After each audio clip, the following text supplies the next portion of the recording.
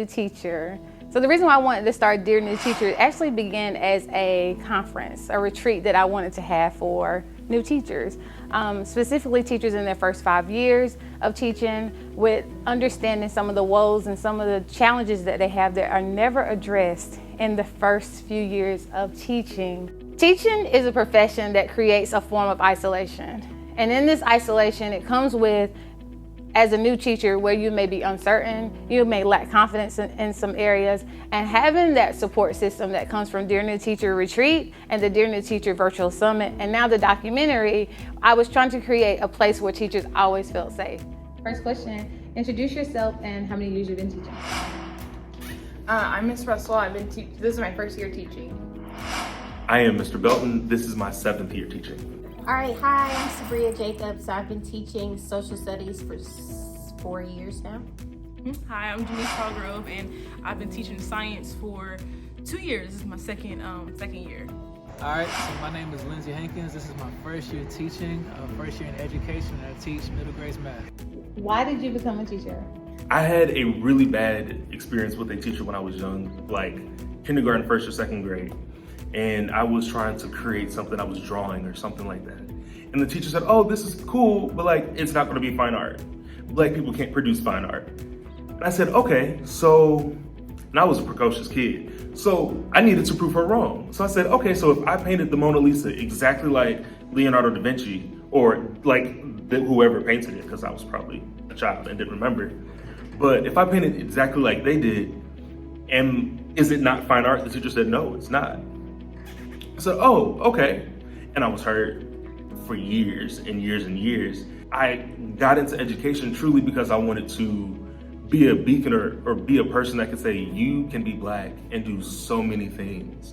I encourage my students to take part in entrepreneurship. I tell them how I cook, how I paint, I make my own jewelry, I make my own furniture. Like, I would do these things and share them with the kids just so that they can see that somebody that looks like them can do it. So I became a teacher because I used to teach at a camp for 4 summers. And every year at the end of the year, I'd have parents come up to me saying like, my child never talked, or my child doesn't get along with other people, and they've seen a change ever since they met me, or they've learned so much. And year after year, like, the children would come back and it would be the same students, and they would run up to me and be like, oh my gosh, Miss Russell. And so, yeah, I decided I wanted to teach because of that. It really warmed my heart. So I originally started out school as an education major, and then I kind of bounced around a little bit because I wasn't sure what grade level I wanted to teach. So as I started doing my practicums, I kind of got a little discouraged about it, and I was like, well, I don't know, maybe let me just focus on one subject. And I've always been like a history lover. I love everything social studies, history. So I decided to concentrate in that. That way it would give me flexibility to decide whether or not I want to do middle school or high school. And from there, yeah, I just bounced around. For me, different story. So undergrad, I was a biology major, general biology. I fell in love with science from the 3rd grade. So I always had that love for science. Upon graduation, I worked at a nonprofit. Following year, I snagged a job at LabCorp. It was temporary, so I was like, I don't want to go back home to Maryland. My lease is up. What can I do? And then people started putting the bug in my ear to teach, and I was like, okay, why not? But I never thought I would become a teacher. Never thought I would become. So I applied, interviewed, got hired on the spot, and so I just fell into my lap. And looking on it now, I'm thankful for the opportunity because, if I never got that bug in my ear, I never would, had these experiences, and I'm learning to fall in love with it, actually. Never would have thought. Never would have thought. So first became an educator because I really look at the service of youth. I noticed that there's not a lot of Black men in education. So I realized the energy that I bring to the table and really want to make sure that I give my life of service towards that, at least for at least 5 years or so. The pandemic happened. And when the pandemic took place, we had to put a halt to so many things that were face-to-face. And so we transitioned to a virtual conference where we held that on the social media platform, Instagram, where over 3,000 teachers did tune in to listen. But with that, it just wasn't as effective, and the goal that I had in mind, the initial birth of the project, still did not do what I wanted it to do because it was virtual. Although it probably touched the hearts of a lot of different people that were able to attend, I still wanted to move forward and make sure that I created that awareness piece that you are not alone. So we birthed Dear New Teacher, the docu-series, and we're just gonna see what goes from there. You know? How has it been teaching during a pandemic? Hard. Hard is an understatement. Exhausting. Can you imagine trying to bond with a black screen with somebody's name on it? And that's what we did day in and day out. But it worked somehow. Truly, it worked because I had a great team. And I had lots of support and kids who were willing to go through that level of discomfort with us so that we could make progress. I don't know. It was hard trying to force students to learn when all they can do is just close their laptop and go to sleep. Mm-hmm. So just trying to reach out through the screen is definitely rough. But. I think that one thing that our team really focused on this year, more so than like drilling and curriculum, was, hey, who are you? How are you? I know that the world is crazy and you haven't left your house in like 3 months. So let's talk, let's check in, let's put the curriculum to the side and really figure out who you are as a person and how you're doing. Because you don't care to learn anything if your mental isn't there. It was hard for me because I was going into my third year of teaching, so I just knew I had the hang of it. I was getting into my flow of teaching my curriculum, and then boom, everything just kind of shut down, and it honestly drugged and sucked out my passion for teaching because the relationships with the students became very much so different than what I was able to connect with them in person. I'm sure you can agree with that as well. Yeah, definitely. For me, I kind of liked it. I like, being at comfort of my home, because my first year, she'll tell you, the group of girls we had last year were... First year is always rough. Yeah, and then... finding your grounds yes, as a teacher in middle school. Yes, and the girls we had were different. So it was kind of hard to control my classroom at times, and, I kind of got discouraged. So being at home, like, this is my space, my classroom. Even though it's virtual, I can, I can control it, however I want to. So I liked it. I liked it, like, working in the pandemic. However, like she said, the relationships with the kids, we couldn't really build, through the computer, so we couldn't really, feel who our girls were. To a certain extent we did, but it wasn't like, we can grab on them, love on them for real. So yeah, all in all, it was good overall. But again, we wish we had that one-on-one connection with with our girls. It's often said in education, just go with the flow, make sure that you're able to be flexible with all the different changes and things that happen. And sometimes with going with the flow, if you don't even know what the flow is, you wash by the wayside. Statistically, it's said that within the first 10 years of teaching, 87% of new teachers, they don't make it. And so that bothered me because I know what it felt like for me in my first 10 years of teaching. I know that I had a strong support system, but at the same time, I felt so isolated. So in this journey of creating Dear Teacher Coach Series and Dear New Teacher, I wanted to create a safe place for these teachers, also a place where new teachers could know that they're not alone, and there's so many different resources out there for them. Have you always felt supported as an educator? Definitely by my team. We've definitely backed each other up on everything. This year I've had a phenomenal team. I've been a part of a great school for the last few years, but in the beginning I struggled. Partially because, pride. I was in an environment that said, hey, you have to do all of these things and you have to do them by yourself. We're going to give you all of this work and all this information. Now you take your own time and do the work. And my peers, people who in fact have been teaching for years, were able to come back with all these correct answers. And I'm like, so I didn't go to school for this. I just love kids. So can you help me with the curriculum and like the actual things that you're trying to get me to analyze? Because I don't understand that. And it took me years to really dig in and understand what I'm looking for with data. But at this school, I feel very supported, especially by my team. And when we need a mental health day, we know at that point the kids also need a mental health day. So like, we have created a bond and created a relationship where everybody's best is what we give the kids.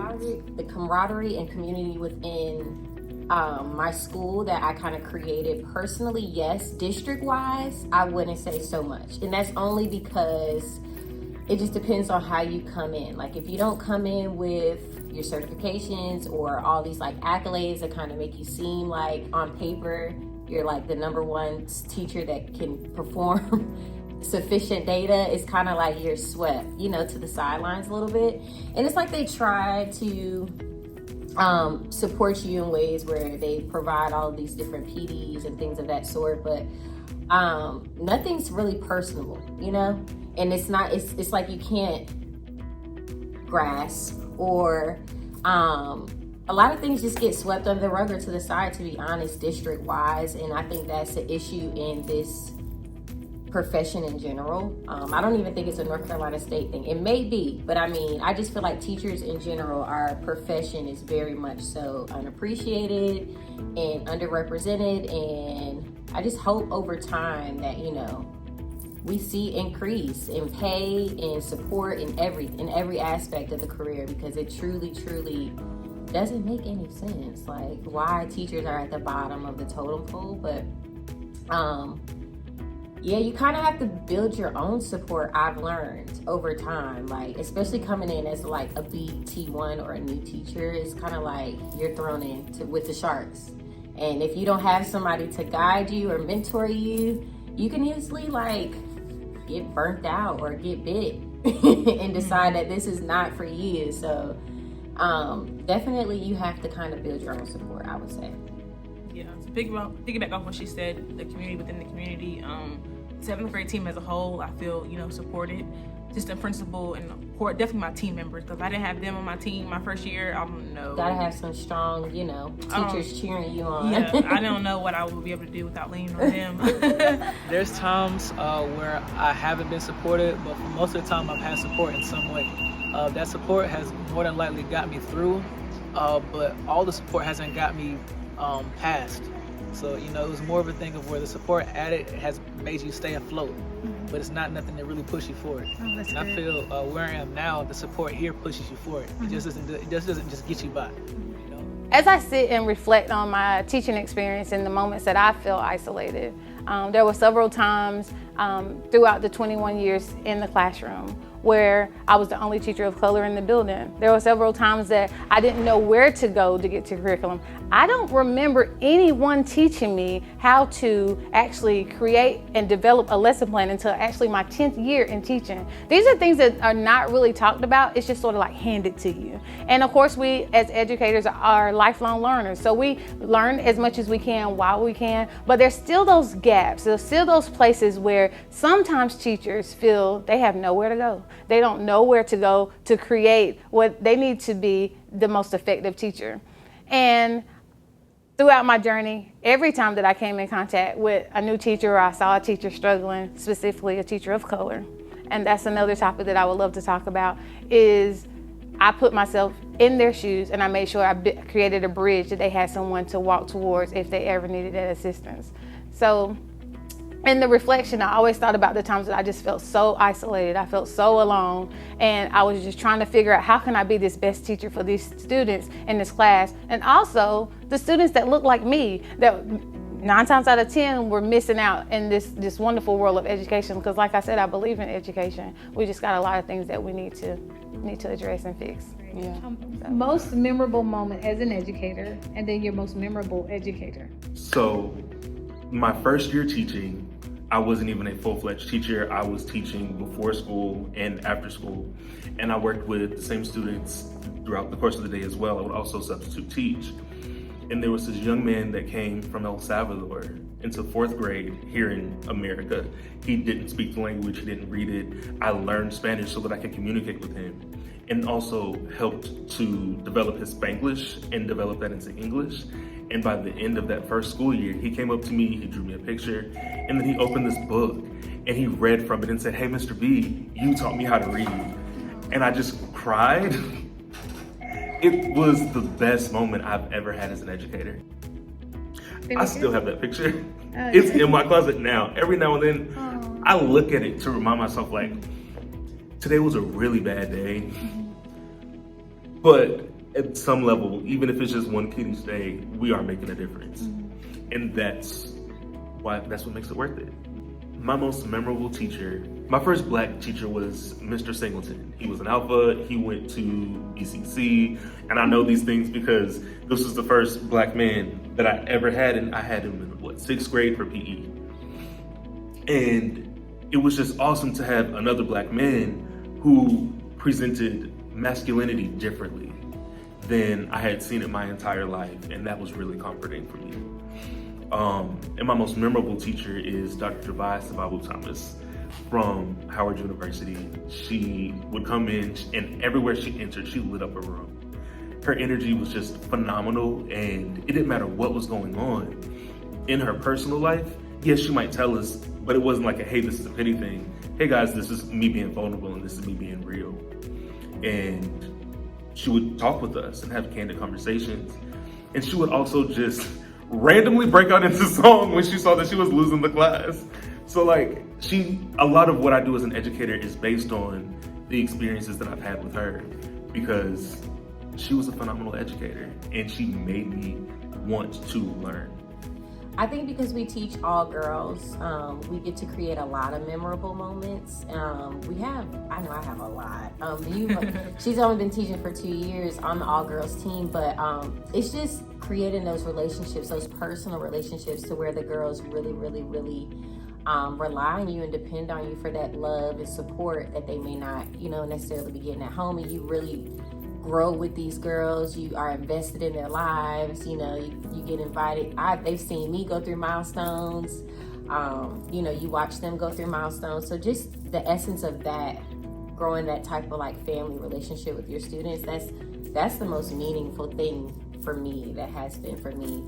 And going back to like who's my favorite teacher or a favorite teacher, is always someone who I aspire to be who she was to me, to my girls, so that I kind of like learned that like being personable matters. It's not always about pushing curriculum or being strict and stern, because once you create that relationship, that personal relationship, you can get the students to do and perform however you need them to. Mm-hmm. And I learned that from my favorite teacher in high school. So I think my most memorable experience teaching was, so I said again, the girls we taught last year were different breed. So I was burnt out. I was ready, like, I'm gonna quit. So it was like going into winter break. I was like, I'm coming back, and she was in on the joke, telling the girls, I wasn't gonna return come January. So and then over the break, I had all the girls texting me, "Oh my God, they were really sad about it. You're not coming back. Oh my gosh, we'll miss you." I'm just like, you never knew how much you impacted I'm them. like, now you on level with me, and that really like gave me like the kick in my back to keep going. And like, okay, these girls, I really broke through to them, because I thought I did not. So that was middle schoolers can be tough cookies. Yeah. So that was definitely memorable for me. I kind of felt the love, and like, oh my God, okay, well I'll keep going, because y'all, I didn't think y'all liked me. But favorite teacher, I'll say my 4th grade teacher, Miss Sherrod. She, I don't know, something about her I just like aspired to be. She went to Hampton University. That's my number one choice. So since the fourth grade, I want to go to Hampton. Yeah, and I did. I since transferred, but she, inspired me to apply and of course get in, and so my 4th grade teacher, Miss Sherrod. The most memorable moment for me, and it comes every year, is that graduation moment where I've seen at least 2 to 3 groups of 8th graders that I've mentored, not really taught, but mentored, see them graduate. It's just something to notice, that you would think from that moment, 4 to 6 years later, that they still remember the moments that they had with you and have carried that with them to their graduation and then on after. So that seeing them graduate and really be appreciative for everything that you did, although you thought it wasn't enough, for them to see that and know that they stuck with it and persevered through. Those are the memorable moments for me. I would say one of my favorite teachers, he's deceased now, was in my college career. His name was Mr. John McDonald. Taught human biology, and he was one of my few black teachers that I had. And it wasn't the content that he made, but he was very personal, and he was more of like a father figure. Me not growing up with a father myself, he actually instilled in me things like concepts that I really did not know that I still use until now. So I really wish I had him around just to speak with him now, but he was one of my greatest professors, teachers that I've had. knowing who you are is a main part, and this is no matter the profession, right? But when you know who you are and you whole as a person, that creates that character and that confidence, and also the awareness of the things that you need to develop in, or the areas that you need to strengthen because you're weak. And I believe that comes with mentorship, right? And that comes with those people that are able to share their heart with you or say, hey, I see you.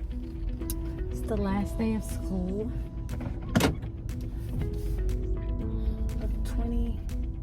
School year 2020, 2021. And I'm driving to work. It's a bit of an overcast. Still peaceful morning. A lot of thoughts going through my head today. So the beauty of this is our new school teachers, our new educators, whatever role that they played during the pandemic, they're the experts in this. They will be the ones that can share their story and help future educators. Do you feel like some of your gusto or your, you feel like you still got it, you still running, or you any of your motivation that you sustaining? I would say really the support. So support is that really big thing about sustainability. Other than that, and the kids' energy. Because that's a true passion. We're there for the kids. We're there to serve.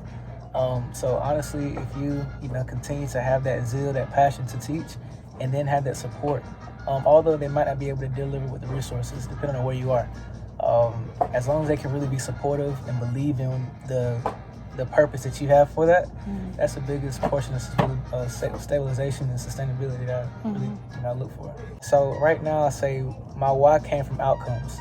Seeing students graduate, seeing that kids really took in the words and they applied it to day-to-day life, and not just words, just teachers. Students with teachers. The words that I'm saying, I may not think of it as much, but they look at it more as, man, that's life-changing. I don't know if I would have made it another day, another week, if I didn't talk with you about the situation. So it's really the outcomes that really have proven the purpose or showed the purpose. Well, my journey into education was not a traditional journey because before going into education, I worked in manufacturing. So I worked in production, and after all that time, getting that degree in that, after working 2 years, I realized that I didn't like it. I prefer working with people more than processes and machinery and numbers. So that's how I got into education. What has sustained me as an educator, and this is going into my 24th year, is that I had a dynamic support team. But I had a wonderful mentor who happened to be an African-American female, and I remember her to this day. And so I just think that's what has kept me, because I felt like after that first year, I almost quit. I was like, I cannot do this. And classroom management, that was the thing that I think most first-year teachers struggle with. What was your take, or what happened to make you feel discouraged about the practice? Very much so, still discouraged about the practice. Both of us got hired upon lateral entry, which means we had a license, but it was provisional for only a short amount of time. So that pressure of like having to pass the test, just like any certification, is hard. The test in general is super hard. I mean, it's like randomized questions in your content area. So if you're not a good test taker, or if you just don't necessarily have the finances to continue to pay for the test, it can be a struggle in this profession, and really kind of like pull really good instructors and teachers away from like having to commit to it, because it's such a like hassle kind of all the way in. Yeah. And do you feel that the praxis determines whether or not you are the educator? Capable? Absolutely no, because like I mentioned before, this is my 4th year teaching, and because my lateral entry is now expired, I can no longer grow in this profession, because it's kind of like your time is up. Like regardless of your experience or how good you are in the classroom, or you can pretty much out teach anybody that is certified or have passed the praxis. I just feel like it's a catch-22, because as long as you have your experience and you have the proof to show that you are a good educator, I don't think something like a praxis should hinder you from getting certified. I just feel like it should be a balance. Yeah. Thank you for sharing. Yeah, and I feel like no classroom or instruction or tests can prepare you to teach the Yeah. kids you're going to teach. Like, Right, yeah. You may have, It's a learning experience. That's a learning experience. I think you learn as you go. Like, you get years under your belt, you become more comfortable, confident in your teaching ability, and, it goes from there. So the practice, the instruction, certification, courses, yeah. It's a business. Yeah. So when you hear the word self-care, what comes to your mind? And then how do you practice that? So over the weekend, mostly over the weekend, I close my laptop. I do not look at my emails. I do not do school stuff. It's all me time at that point. So that's my biggest thing. So I've spent a lot of time just trying to find ways to sit still. On Sundays and Wednesdays, I'll put on a face mask, like one of the good old clay masks, and you can't leave the house with that on. You can't answer FaceTime, you can't be on Zoom, you can't do any of these things. I don't have my email synced to my phone, and I just really make myself sit still long enough to just relax, because I like to feel like I'm doing something even when I'm relaxing. So finding a way to make me feel like I'm doing something while I'm relaxing makes it all just like work together for me. I'm a mommy of 2, so anything that I can just be alone and have self-me time, I take as self-care. That can be shopping at Target, one of my favorite things to do. Getting a massage, just really tuning into self, and everybody's self-care looks different. So for me, it's any me time that I can legit just be alone by myself. And it can be as elaborate as getting a massage, getting my nails and feet done, or simply just running to Target alone with no kids. I have one word: nap. She's a nap. sleeper. I'm going to nap.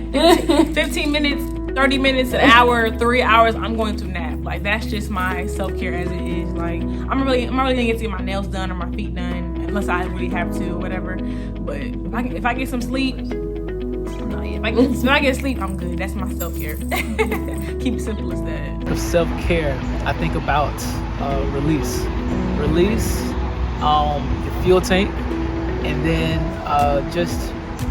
your mind, mentally. So mind, body, and soul is how I really think about self-care. One thing that I practice for self-care is just the study of the arts. Everybody has an art that they're talented in, whether it be music, instruments, dance, art, painting, drawing, singing, whatever it may be. So my art, I really spend most of my time. Anytime I need that self-care, I go to my guitar, I go to a piano if I can find one, or I just sing, listen to music, something that really gets you away from back to your center place. What really made you do what you want to do in the first place? Because I really feel like that purpose drives your self-care. Really focus on grounding. So it's the end of the week or the beginning of the work week, and everything we do is with the intention of really settling ourselves in preparation for what comes next, because you never know what comes next. Everything is uncertain. That's the only thing that's certain, right? Yeah. Feeling good and being in a better headspace and everything, you also have your moments of being sad. And so I'm trying to allow myself to also be sad in the sense of, I guess, grieving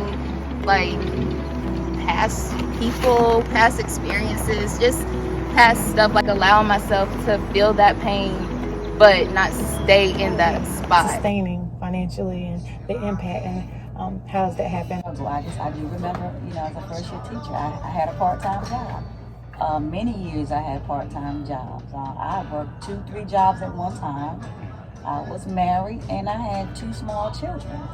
But, it's like the work just came. They're always looking for educators. Whether it's after school tutoring, I did work at Measurement Incorporated. That was always a good summer hustle, Get the $11 an hour. So, but yeah, there comes a sacrifice with that as well. But yeah, it's always been a struggle. We just know we're never going to get paid like others do. And I guess one thing that I think about, I just thought about today, I feel like I don't have a legacy to leave for my kids. My salary has increased, but it's still, because the cost of living increases. More than the salary. More than the salary increases, exactly right, because we were stagnant for so many years. And me being 26, no kids, have a little dog, but still, my salary is not, I guess, for what I want to do, travel. I can pay my rent, that's important, pay my electric, water bill. I love that. But if I want to travel to somewhere in 6 months or something, I don't have like the means to do that. I have to like get a part-time job, which I have now, and I just feel like teaching what we do for the community and the kids, like we should be paid so much more. That's what really stood out to me. But definitely have my own side hustle that I do. But not just stopping there. I'm trying to residual income, different passive incomes, just to continue that going. So I'm doing this while I am, but just because of the way the system is, I can't really afford to stay here. Last question. What tips or advice would you give to new teachers that's coming into this profession? I would say remember your why. Remember why you kind of chose to teach, and leave that in the pit of your push. And I say that because no matter where you teach, regardless of the demographics of the students, their academic level, if you don't understand your why, I just feel like you're gonna not prevail or succeed. You're gonna kind of like conform to the school. You just kind of have to have your own identity, like as a new teacher, and just stick with it. And don't be afraid to like learn new things or try new things. You can't teach one way. There's no one way to teach. So definitely just kind of like stick to your why you're doing it, and let that drive you throughout your career. Me, I would say lean on others. I'm very prideful and like, I can do my own, and I'll get frustrated, and feel defeated. But like I said, I'd rather have to have so much support within the building. Like if I just ask a question, don't be afraid. I'll be okay. So ask your questions. Lean on others, because people they'll give you their whole lesson plan from the year before, and it's like, wow, I could have asked, So, and also don't be afraid of that, right? And also, don't recreate the wheel. So, like, it can be all so simple if you just ask for the support, work the tools, smarter, not harder. Yes. Do not come in thinking that everything is going to go the way that you have it in your mind or the way that it is on paper. So be very, be adaptable. Be flexible, be adaptable, be positive, and don't remember your passion. At the root of everything, remember why you started in the first place, and have a timeline. Just don't come in aimless. Come in with a source of direction. Come in ready to learn, ready to seek more knowledge of what you are, doing yourself. And then you're in education, so you're part of human services. So come in ready to engage. You're going to be tired. That's a part of the job. But just come in ready to engage and seek the most and do the most for who you serve. So, Dear New Teacher documentary and retreat, I'm so excited to announce this and also to launch this. You'll be able to find this documentary on my YouTube channel, Evette Rawls TV. And also the link is always going to be in my bio for all of the resources that we have. But I hope you go there to like, subscribe, and to share. Use this in any ways that you see fit, to teach, to create, and also to make an awareness for anyone that possibly feels that they are alone in this profession, or to use as professional development to let other teachers know that to teach, even to teach admin or people in leadership roles what their teachers are experiencing. Connect with people that build you up, strengthen you in areas that you are weak. But also, I want to encourage you to learn as much as you can while you can. No one can ever take away what you know. Whether you're in the classroom, whether you elevate to a coach, whether you move forward and say you want to impart into educators and become an administrative role, learn as much as you can while you can, and always have the heart of a teacher.